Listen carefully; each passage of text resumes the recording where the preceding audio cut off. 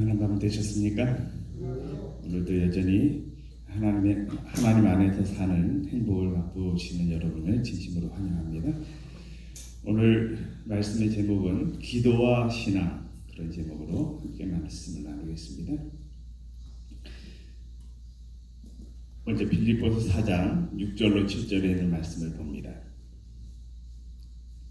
아무것도 염려하지 말고 오직 모든 일에 기도와 간구로 너희 구할 것을 감사함으로 하나님께 아뢰라.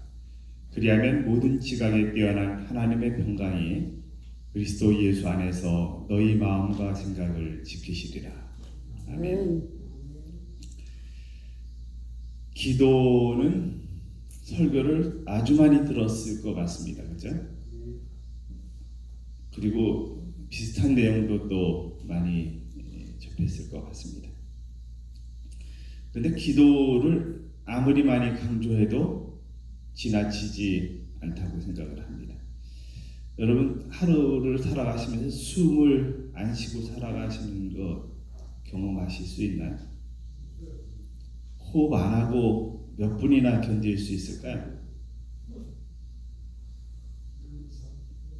제가 한번 사슴의 동산이라고 저희가 야영장이 있는데요. 거기 가서 야영을 할 때 물속에 들어가서 숨을 안 쉬고 좀 있어 봤습니다. 근데 시간이 이렇게 막 경과해서 2분 정도 되니까 사람들이 막 옆에서 막 박수를 치고 이러시고 2분 정도만 안 쉬어도 상당히 막 신기록이다 이렇게 얘기할 정도로 기록이라 이렇게 할 정도로 막 좋아하시는 모습을 봤습니다. 2분 넘기기도 어렵습니다. 사실 1분만 지나도 힘들어집니다. 근데 기도는 호흡입니다. 영혼의 호흡입니다. 기도는 중요한 것입니다. 자, 기도와 관련된 세 부류의 사람이 있습니다. 첫째는 기도하지 않으면서 뭐 하는 사람이에요? 끊임없이 걱정하는 사람입니다. 기도를 안 하니까 더 걱정할 수밖에 없습니다. 근데 두 번째 사람은 이게 좀 문제입니다. 뭐 하면서 기도하면서도 걱정하는 사람이에요. 근데 문제라기 하기보다 우리 모두의 모습이기도 합니다. 그죠? 기도하면서 걱정합니다. 세 번째는 어떤 사람이에요? 기도하기 때문에 걱정하지 않는 사람입니다. 여러분 모두가 그런 삶을 사시고 계시리라고 생각을 합니다. 기도하기 때문에 걱정하지 않는 사람. 오늘 기도하시니까 걱정하지 마시기 바랍니다. 기도하고 믿는 사람은 결코 주님이 버리시지 않습니다. 여기 티베트 속담에 이런 속담이 있습니다. 걱정을 해서 걱정이 없어지면 뭐가 없겠네? 걱정이 없겠네. 여러분 걱정해서 걱정이 없어질 것 같으면 걱정하지 마시기 바랍니다. 걱정할 필요가 없습니다. 기도하면서 걱정하는 것은 믿음이 없는 행동입니다. 여기 찬양에 이런 찬양이 있죠. 기도할 수 있는데 왜 걱정하십니까? 기도하면서 뭐해요? 왜 염려하십니까? 주님 앞에 무릎 꿇고 간구해 보세요. 마음을 청결하게 뜻을 합하여 기도할 수 있는데 왜 걱정하십니까? 기도하면서 왜 염려하십니까? 오늘 여러분 마음속에 호소입니다. 기도할 수 있는데 왜 걱정하십니까? 기도하면서 왜 염려하십니까? 우리가 기도를 배울 때 이 기도에는 모본이 좀 있어야 합니다. 어떤 기준으로 기도를 해야 할까? 첫째는 예수님이 우리의 모본이십니다. 예수님은 늘 기도하셨습니다. 기도하러 한적한 곳으로 가셨다는 말씀이 성경에 자주 등장합니다. 예수님은 새벽 미명에 기도하셨다라고 기록되어 있습니다. 그러므로 그 시간들을 우리가 잘 활용하는 것은 중요하다고 생각을 합니다. 또한 성경 속에 여러 인물들의 기도를 보면 하루 3번씩 기도했다는 내용들도 나옵니다. 그죠? 그래서 하루 3번씩 시간을 정해서 기도하는 습관들을 가지는 것입니다. 어떤 분이 하루 3번 기도하라 그랬더니 뭐라 하냐면 나도 하루에 3번 기도한대요. 언제 기도할까요? 밥 먹을 때 기도한대요. 밥 먹을 때 나도 기도한다 이렇게 말씀하시는 거. 물론 장난스럽게 하시는 말씀이기도 하지만 기도를 밥 먹을 때만 하는 분도 있을 수 있습니다. 기도는 저희 아버님이 늘 저는 우리 아버님이 유명한 분도 아니었습니다.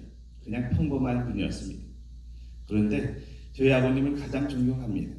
우리 아버님은 저에게 많은 신앙의 교훈을 남기고 돌아가셨습니다. 근데 아버님이 하신 말씀 중에 이 말씀이 늘 생각이 납니다. 기도는 곧 생활이요, 생활이 곧 기도다. 이런 말씀을 하셨어요. 그리고 이제 밭에 가서 풀을 뽑으면 풀 뽑다가 맨날 이런 교훈만 주셔요. 이거 이기심이야. 이거 부지런히 뽑아야 돼. 그리고 돌을 하나 골라서 이렇게 멀리 던지시면서 뭐라 하실까요? 이거 교만이야. 그리고 더 멀리 던져버리십니다. 그래서 제가 돌을 뽑아서 던질 때마다 누구 생각이 나요? 아버지 생각이 나요. 아, 이거 아버지가 교만이다 그러셨는데 그러면서 던집니다. 우리가 생활 속에서 이렇게 신앙의 어떤 모본들이 있습니다. 그런데 여기 예수님이 우리의 신앙의 모본이 되신다는 사실입니다. 그분이 기도하셨고 그분이 새벽 미명에 일어나셨습니다. 여기 가운데 파란 글씨를 보면 우리 삶에서 한 방에 무너지는 것은 없습니다. 무엇이든지 조금씩 무너집니다. 무너지는 것이 조금씩 무너지는데 조금씩 타협하다 나면 무너질 수밖에 없습니다. 그것처럼 우리의 생활 속에서 어떤 것들도 조금씩 향상되어지는 기회가 되는 것이 바로 끊임없이 이렇게 생활하는 삶의 모습인데 그것이 기도하는 습관들을 가지는 것이라고 생각을 합니다. 그래서 우리가 어떤 충전을 받는데 그게 기도와 말씀의 생활이라는 것입니다. 핸드폰 여러분 충전 안 하시고 한 달 동안 쓰실 수 있나요? 없습니다. 충전해야 합니다. 언제 반드시 충전하나요? 주무시기 전에, 그죠? 주무실 때 반드시 충전을 합니다. 그런 것처럼 우리의 삶에서 충전은 이루어져야 하는데 그것이 기도와 말씀 생활이다 하는 것 기억하시면 좋을 것 같습니다. 미국 매사추 여기에 그 한 사람이 바닷가재를 잡으러 나갔습니다. 그리고 이제 바닷가재를 잡으면서 이제 그 잠수복을 착용을 하고요. 물속으로 뛰어들었어요. 근데 갑자기 고래가 자기를 삼켜버렸습니다. 뜬고래입니다. 뜬고래. 여기 맨 밑에 그림을 보면 이게 그 사람이 이 사진사가 사진을 찍다가 이 사람을 삼키는 모습을 찍었어요. 그래서 밑에가 이렇게 보시면 잠수복 약간 이렇게 튀어나온 게 엉덩이 부분. 그래서 그때 이렇게 삼키는 모습이 찍혔습니다. 근데 입속에 한 1분가량, 한 30초에서 1분가량 있다가 이 흑동고래는 사람을 삼키지 않는다고 합니다. 근데 옆에 물고기 삼키다가 아마 같이 삼켜버릴 것 같아요.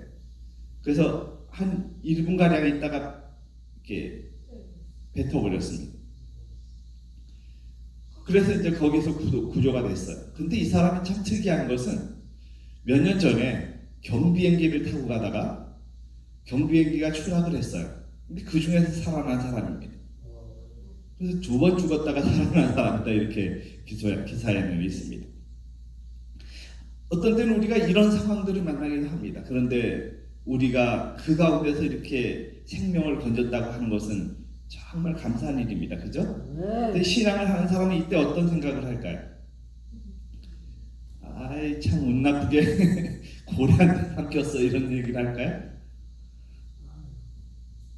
고래가 삼켰는데도 내가 이렇게 살아났다고 하는 생각들을 할 것입니다. 여기 시대의 소망이라는 책, 정말 하나님을 사랑한 여인 엘렌 G. 화이트는 이런 기록을 남겼습니다. 다른 사람의 유익을 위하여 전적으로 헌신하는 생애를 사시는 중에 구주께서는 빈번한 왕래와 날마다 당신을 따르던 군중에게서 물러나야 할 필요를 깨달으셨다. 인간으로서 그분께서는 당신의 인성이 신성과 인성을 연결시킬 하늘의 전류를 충전되기까지 하나님의 보좌를 향하여 탄원하셨다. 예수님이 날마다 따르는 군중들 그리고 사람들 속에서 생활하시다가 때때로 그 사람들과 분리된 상황에서 기도하시는 것을 잊지 않으셨고 그 필요를 깨달으셨다고 하는 것입니다. 예수님도 그렇게 기도하셨거늘 하물며 우리는 어떻게 해야 할까요? 예수님이 그렇게 사신 것을 우리에게 모본으로 보여주셨어요. 그래서 여기 맨 아래 부분에 보면 빨간 글씨가 이렇게 기록되어 있죠. 그분의 경험은 누구의 경험이 되어야 한다고요? 우리의 경험이 되어야 한다. 예수님이 끊임없이 기도하신 것처럼, 교통하신 것처럼, 그래서 하나님에게서 생명을 바친 것처럼 우리도 그렇게 살아야 한다고 말씀해 주십니다. 그러면 기도와 영성의 관계가 어떤 것이 있을까? 여기 이런 말씀이 있습니다. 많은 사람에게는 기도하는 것보다 말하는 것이 더 쉽다. 그런 사람은 영성과 거룩함이 부족하다. 생애의 209쪽에는 하나님과 함께 홀로 시간을 보내는 사람은 영적으로 살아있게 될 것이다. 끊임없이 그리스도인 생애가 강건해지기는 불가능하다. 하나님과 살아있는 관계, 시간을 함께 가지는 것은 굉장히 중요한 것입니다. 여기 어떤 사람들이 있어요. 그런데 같이 있고 싶은데 왕따를 시키면 그 사람이 느끼는 감정이 외로움입니다. 나는 같이 있고 싶어요. 근데 사람들이 자꾸 같이 있기를 싫어하는 거예요. 이제 왕따를 시키는 거죠. 그럼 그때 느끼는 감정이 외로움이에요. 그런데 같이 있어. 그러는데 뭐 하는 사람이 있어요? 아니야, 나 홀로 있을 거야. 이러는 사람이 있어요. 그때 그 홀로 있고 싶은 것이 고독한 사람이다. 고독이다 이렇게 표현합니다. 그러니까 고독과 외로움은 다른 것이죠. 우리가 기도를 하면서 이런 어떤 그 감정 속에서 자꾸 이렇게 예수님은 같이 있자 그러시는데 뭐 하는 거예요?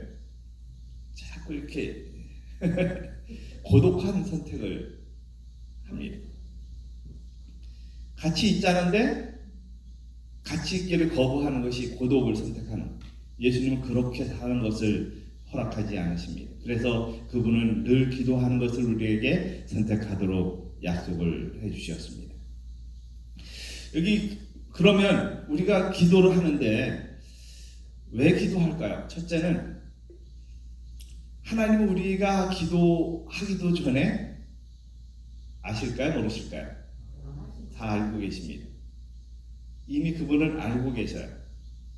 그리고 하나님은 알고 계실 뿐 아니라 우리가 어떤 상황에 있을 때 그 상황이 가장 적합한 때에 기도를 응답해 주십니다. 솔직히 기도하지 않아도 그분은 그 상황 속에서 우리를 인도하시는 과정들이 있습니다. 그럼 기도할 필요가 없잖아요. 다 알고 계시고요. 또 그 상황이 되면 그분이 인도하시는데 왜 기도할까요? 여기 어떤 분이 이렇게 표현을, 제가 인터넷 뒤지다니까 이런 표현을 했습니다. 성장한 자식들이 부모님께 명절이 되어 찾아뵐 때 부모님께 뭘 받아올까 해서 가는가. 대부분의 신자들은 기도를 통해서 뭔가를 얻으려고 하는 때가 있습니다. 뭔가를 받는 것이 기도다 이렇게 생각을 합니다. 그런데 기도는 내가 원하는 것을 하나님께로부터 받는 것 이상의 의미가 있다는 것입니다. 내가 그분께 뭐를 원해서 얻어내기 위한 수단으로 기도하는 것이 아니라 내 특수한 상황을 하나님께 알리기 위한 목적도 아니라 기도는 하나님이 무엇을 내게 하셔야만 하는지를 상기시켜 주는 것이 아니라, 그러니까 우리가 생활 속에서 하나님께 뭔가를 내가 알려야만 하기 때문에 기도하는 것도 아니고요. 하나님, 주님 기억해 주십시오. 내가 이거 필요합니다 라고 무엇인가를 상기시켜 드려야 하기 때문에 기도하는 것도 아니라는 것입니다. 그럼 왜 기도하는가? 첫째는 기도는 친구처럼 하나님과 대화하는 것이라고 생애의 빛에 기록되어 있습니다. 기도는 친구에게처럼 하나님께 마음을 펴놓는 것이다. 친구는 어떤 것이 친구인가요? 저희 이제 환우분들 이렇게 좀 만나다 보면 아주 친하게 지내시는 분들이 많이 계십니다. 이런 곳에 와 있으니까 그렇게 생활하는 것이 가장 좋은 것이라고 생각을 합니다. 친구가 되어서 이곳에 와서 친구가 되기도 하고요. 또 이전에 친구였는데 함께 하자고 오신 분들도 계시고요. 그런 친구가 옆에 있으면 힘이 되고 위안이 됩니다. 그런 친구가 한 명도 없으면 외로운 거죠. 그죠? 그렇게 친구가 함께 하는 시간들 속에서 그냥 친구니까 만나는 것입니다. 그 어떤 목적이 있어서 만나는 것이 아니라 친구니까요. 그죠? 어떤 유익을 바라려고 친구를 만나는 것이 아니라 그냥 좋아서 만나는 것입니다. 그것처럼 우리가 예수님 앞에 기도하는 것은 친구와 대화하는 것처럼 하는 것입니다. 그렇게 하는 것은 그냥 좋으니까요. 좋은 일, 행복한 일, 또 슬픈 일 그런 걸 털어놓는 거예요. 그게 그분께 내가 이거 필요하니까 기억하세요 이러는 것이 아니라 가끔 우리 자녀들이 이런 식으로 아빠에게 하는 아이들이 있어요. 아빠 내 생일이에요. 기억하세요. 그래 뭐 달라고 아빠가 아시잖아요. 이러면서 아주 떳떳하게 하는 아이들도 있습니다. 한 번은 김기곤 목사님 그 강의를 듣는데 그분이 이제 대학 총장을 할 때 항상 사람들이 이렇게 노크를 하고 들어온다 그래요. 근데 노크도 않고 벌떡 문을 열고 들어오는 유일한 두 사람이 있다 그래요. 누굴까요? 어떤 때는 이제 그 강의를 하고서 들어와 보면 그 대학 총장님 의자에 떡하니 이렇게 앉아 있대요. 그게 만약에 다른 직원이 그렇게 있었다면 그거는 안 되는 일이죠. 그런데 누구니까 가능한 거예요? 아들이니까 다 용서가 되고, 용서라기보다 이해가 되고, 또 아들이니까 그렇게 행동하는 거예요. 우리가 생활하면서 자주 우리의 생활 속에서 기도하는 삶에서 이렇게 하나님과 친구처럼 생활하는 모습들이 없이 그냥 요구하고 하나님 나 이런 거 필요한 거 아시죠? 이렇게 해서 얻으려고 하는 그런 쪽으로 기도를 많이 하는 생활들이 있습니다. 그런데 친구이기 때문에 너무 좋은 것, 너무 행복한 것, 그리고 때로는 슬픈 것, 그렇게 이야기하는 친구와의 관계처럼 그렇게 하나님께 내 자신의 모습을 털어놓는 것이 기도다. 두 번째는요, 기도는 하나님을 변화시키려는 것이 아닙니다. 사람들은 자꾸 하나님을 변화시키려고 해요. 그래서 내 요청사항을 가지고 하나님께 갑니다. 그리고 그걸 끊임없이 이야기합니다. 나 이런 거 아시죠? 그러면서 그 요청사항을 들어달라고 하소연 합니다. 하나님은 어떻다 그랬어요? 처음에 말씀드릴 때 아예 그분은 우리의 사정을 알고 계신다는 것입니다. 그래서 그걸 꼭 알려드려야 하는 것만은 아니라는 거예요. 그래서 그걸 알려드려서 상기시켜가지고 그래서 그분이 알고 난 다음에 우리에게 주시고 이런 것이 아니라 우리의 생활 속에서 정말 무엇이 필요한지를 아는 거예요. 그런데 생애의 197쪽에는 이렇게 표현하고 있습니다. 기도는 하나님을 우리에게로 내려오게 하는 것이 아니고 우리를 그분에게로 올라가게 하는 것이다. 나를 그분께로 향하게 하는 것이 기도라는 것입니다. 제일 큰 기적이야말로 내가 변하는 것입니다. 여러분이 변해야 진정한 기도의 경험을 축복을 받을 수가 있습니다. 셋째로 기도는 영혼의 호흡입니다. 아까 제가 처음 서두에 말씀을 드렸죠. 호흡은 그럼 언제까지 하십니까? 죽을 때까지 합니다. 그러므로 기도는 뭐 할 때까지 해야 돼요? 죽을 때까지 해야 합니다. 여기 청년에게 보내는 게 249쪽에는 기도는 영혼의 호흡이요 영적 힘을 얻는 비결이다 이렇게 표현하고 있습니다. 또 시대의 소망에는 이런 말씀이 있어요. 이 세상에서 그리스도를 위하여 저희 생명을 희생하는 자들은 저희 생명을 영원히 보존할 것이다.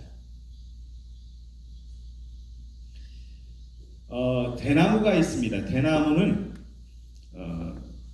한 번 이렇게 딱 죽순이 올라오죠. 죽순이 올라오면 그 죽순이 하루에 몇 센치를 자라느냐면 최대 80cm를 자랍니다.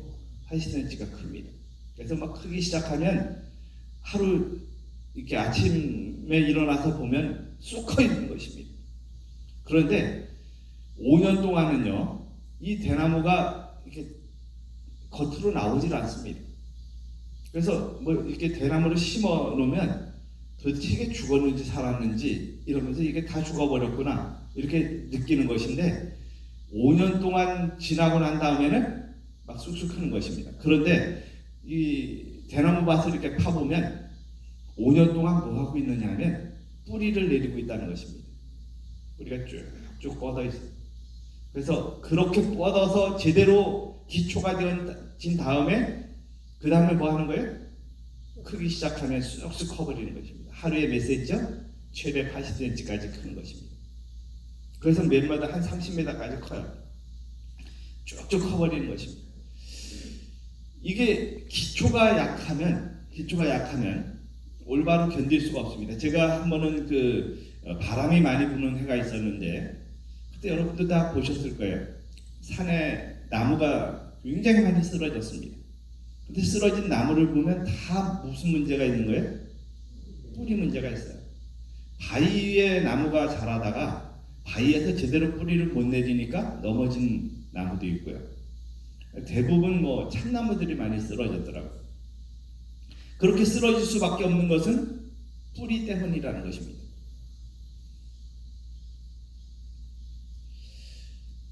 숨을 죽이듯 아래로 뿌리를 계속해서 내리다가 5년 후에 당당하게 세상의 모습을 드러내는 대나무처럼 그렇게 우리의 삶에 끊임없이 기도로 뿌리를 내려서 신앙의 아름다운 모습을 가지는 것은 하나님이 원하시는 것입니다. 셋째로 기도는 자기와의 싸움입니다. 자기하고 안 싸우는 사람은 누구하고 싸운대요? 다른 사람하고 싸운대요. 자기와의 싸움을 늘 싸우는 사람은 다른 사람하고 별로 안 싸워요. 그런데 자기와의 싸움이 없는 사람은 다른 사람하고 싸웁니다. 저도 가끔 싸움을 합니다. 맨날 져서 그렇죠. 우리가 싸울 때 자주 이렇게 싸우면서 그 싸움이 내 자신과의 싸움이 되지 않으면 결국엔 문제가 생깁니다. 그래서 내 자신의 욕심을 버리고 그렇게 하는 것입니다. 여기 주기도문에서 기도문 가운데 일용할 양식을 우리에게 주옵시고라는 기도문이 있습니다. 그 기도에서 일용할 양식을 달래요. 그죠? 여기 기도할 때 하나님 저 아시죠? 한 달치 양식을 주십시오. 이렇게 기도할 수 있는데 성경에 뭐라고 표현하고 있어요? 기도할 때 뭐라고 하라고요? 일용할 양식을 주옵시고. 만약에 기도할 때 일용할 양식을 안 주시고 한 달치를 딱 주시면 뭐예요? 한 달에 한 번씩만 기도할 수도 있어요. 하나님이 우리에게 과하지 않게 이렇게 주시는 것들을 경험을 합니다. 저는 한번 제가 설교할 때 이런 말씀을 드렸지만 한번 아파트를 이제 살고 있다가 아주 작은 17평에 살고 있다가 싸게 나온 아파트가 하나 있어서 32평으로 이제 옮겨가게 됐습니다. 근데 그 아파트에 이제 제가 가진 돈이 없어서 아파트 이쪽 비용이 빠져야 저쪽 아파트가 나오게 되어 있어요. 근데 이제 제가 부동산에 가서 계약을 했습니다. 그랬더니 돈이 어떻게 준비하실 건가요? 그래서 이쪽 아파트가 빠지면 드릴 겁니다. 그랬어요. 그랬더니 계약은 그렇게 하는 게 아니에요. 가능합니다. 저 믿습니다. 그냥 계약해 주십시오. 그랬더니 아니 그래도 그렇게 하는 게 아닌데 그러는 거예요. 걱정 마시라고 그래서 계약일을 딱 정했어요. 그리고 이제 계약하고 이쪽에 아파트가 이제 빠져야 되는데 저는 빠질 거라고 확신이 들었거든요. 아무리 무엇했는지 모르지만요. 기도하면서 그런 생각들이 강하게 확신이 왔어요. 그래서 걱정 마시라고. 근데 이제 이 부동산 사장님은 그래도 걱정이 되나 봐요. 그래서 주인한테 저는 모르는 사이에 주인한테 이랬대요. 이게 이쪽 아파트의 그 전세금이 빠져야 이쪽 걸 지불을 하니까 혹시라도 계약한 날짜에 그 금액이 안 들어오다 이해를 해주시고 계약을 해주시면 좋겠다 이렇게 설명을 했대요. 저는 모르는 사이에 그 부동산 사장님이 그랬어요. 그런데 그 계약한 날짜보다 15일 앞서서 이쪽 아파트가 빠졌어요. 근데 빠졌는데 어떻게 빠졌냐면 원래 이제 계약금 치르고 그 다음에 중도금 치르고 이런 식으로 하잖아요. 근데 그냥 그 금액 전체를 다 주는 거예요. 이쪽 아파트에서. 그래서 이쪽에 계약한 것이 전혀 문제가 없이 계약금을 치르도록 그 금액을 치르도록 그렇게 해결이 되는 모습을 봤습니다. 그래서 저는 어떤 일들을 할 때 이게 된 후에 이루어진 후에 뭔가를 하는 것이 아니라 이미 그 일을 딱 계획을 하고 추진을 하고 나면 하나님께서 그때 그 일을 해결해 주시는 모습들을 아주 많이 봤습니다. 여러분이 믿음으로 그 일들을 해야 돼요. 그것이 하나님의 뜻이라는 사실을 확신하게 되면 주저하지 말아야 합니다. 우리가 그 일들을 이루어진 다음에 뭔가를 하려고 하면 아무 일도 안 일어나요. 그때 그 일을 딱 믿음으로 하나님, 이 일은 하나님의 영광을 위한 일입니다. 그렇게 확신을 가지고 그 일을 추진을 하면 반드시 그 일이 해결이 되는 모습들을 봅니다. 그렇다고 무모하게 막 믿음도 없이 하면 또 안 되지만요. 그래서 그렇게 우리가 믿음으로 기도하면서 생활하는 때 하나님께서 역사하시는 모습들을 많이 봅니다. 근데 욕심으로 기도하면 안 돼요. 욕심이 과하게 해서 정말 뭐 예를 들어 집을 파는데 8천만 원짜리인데 1억을 부르면서 하나님 1억을 받게 해주십시오 이렇게 기도하면 그것도 안 되는 것이죠. 그래서 기도에는 욕심이 들어가면 안 되지만 이 만나의 경험에서 우리가 욕심을 버리라고 하는 것들이 많이 있습니다. 제가 시간이 다 갔네요. 그래서 우리가 이런 것들은 욕심을 버리고 그렇게 기도하는 것들이 필요하다는 것입니다. 여기 마지막으로 한 말씀을 읽고 말씀을 정리하도록 하겠습니다. 사욕을 쫓아 허비하는 삶은 먹어버린 뭐와 같다? 곡식과 같다. 그것은 사라지지만 증가됨이 없다. 사람이 자신을 위하여 모을 수 있는 모든 것을 모을 수 있을 것이며 자신을 위해 살고 생각하고 계획할 수도 있을 것이다. 그러나 그의 생명이 끝나면 그는 아무것도 없게 될 것이다. 자기 욕심의 법칙은 자멸의 법칙이다. 오늘 욕심 없이 다른 사람을 이렇게 배려하는 그 마음으로 그렇게 생활하는데 그 기도의 기초는 바로 그런 마음으로 생활하는 것이고 너무 욕심을 가지고 기도하면서 추가로 하나님에게 뻥튀기로 더 주십시오 이렇게 하는 것이 아니라 우리가 기도를 단순하게 이렇게 하면 하나님은 또 참 하나님 신기하신 분이시죠. 우리가 더하기로다가 이렇게 더하기 원칙에 따라서 우리가 무엇인가를 기도하고 그렇게 생활을 하면 하나님 우리에게 곱하기 방식으로 주셔요.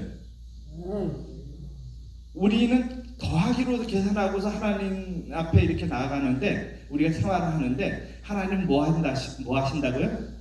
곱하기 방식으로 주신다는 것입니다. 여러분 결코 우리가 손해보지 않습니다. 하나님 의지하고 생활하면 제가 어제 설교할 때 그런 말씀 드렸죠. 우리가 생활하면서 어떤 그 육신적인 유익적인 면에서만 초점을 맞추면 안 된다는 것입니다. 그죠? 기도도 마찬가지예요. 우리가 어떤 하나님께서 곱하기 방식으로 주시는데 그게 우리의 겸손을 곱하기로 주시고 사랑을 곱하기로 주시고 희생을 곱하기로 주시고 이렇게 하시는 것입니다.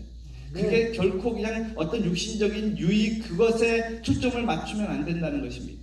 그런 것이 우리가 증가될 때 정말 행복을 맛볼 수 있는 삶이 아닐까 생각을 해봅니다. 오늘 기도함으로 하나님께 주시는 은혜와 축복을 마음껏 누릴 수 있는 귀한 삶이 되시기를 바랍니다. 기도드리겠습니다. 살아계신 저희들의 아버지, 우리가 기도하는 것은 하나님께 우리 자신의 무엇인가를 알려야 하고 그분이 모르시기 때문에 우리가 무엇을 알려드려야 하기 때문에 기도하는 것이 아닌 그저 친구에게 기도하는 것처럼 우리의 일상생활에 필요했던 것, 또 행복했던 것, 우리를 슬프게 했던 것, 다양한 것들을 하나님께 펴놓고 이야기하는 것임을 우리가 잊지 않도록 도와주시며 기도는 매일 정해진 시간 또 어떤 때에는 우리 일상생활 속에서 걸어가면서 기도하는 것임을 잊지 않도록 도와주셔서 그런 기도의 생활이 우리를 살아가는 버팀이 되게 하는 능력이 되도록 인도해 주시옵소서. 우리를 승리케 하시는 예수님 이름으로 간절히 기도드립니다. 아멘.